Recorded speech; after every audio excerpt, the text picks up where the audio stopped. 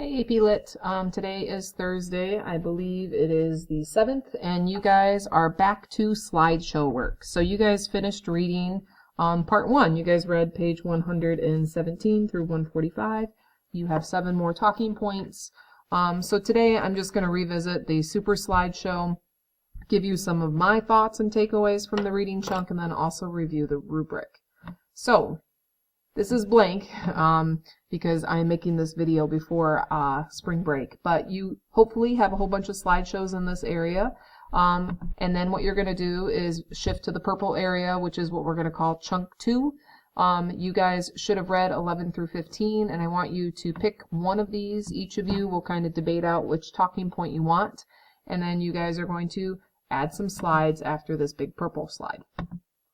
So my big takeaways from this reading, once again, just like I did on Tuesday's video, is we're starting to see rebellion, right?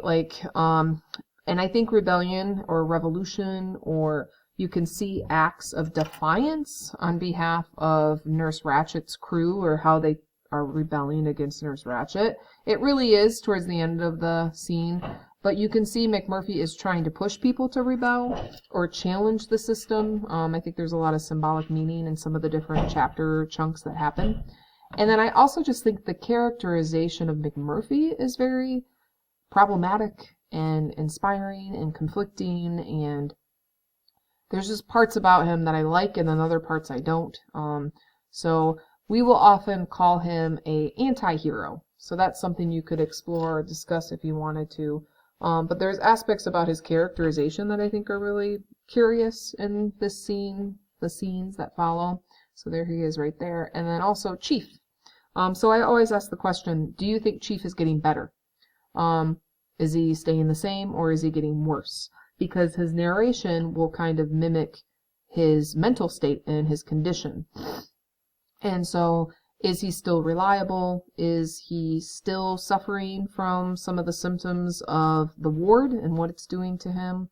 Or do we see changes? I don't know. So usually characters will evolve. However, we're still only in part 1. So you could kind of consider that as you go. Remember, you're graded off of this rubric on Monday, the 11th. I will be grading these portions in the slideshow, and I will also be checking your notes. This thing is the focus question for Friday. That is going to be shared today, I believe, on Google Classroom, so you're welcome to explore that if you have time. But I'll talk about that in a video for Friday.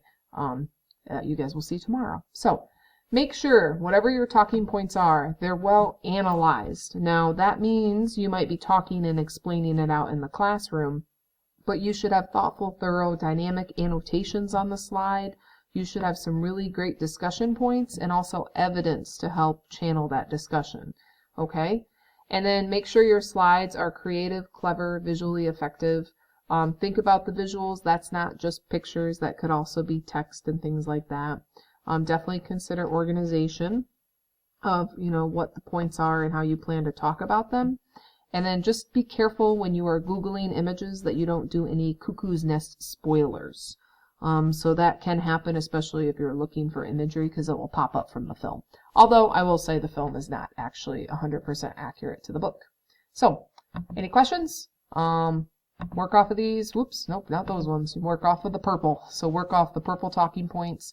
And I am very curious and excited to see what your slideshow looks like on Monday when I get back. Thanks.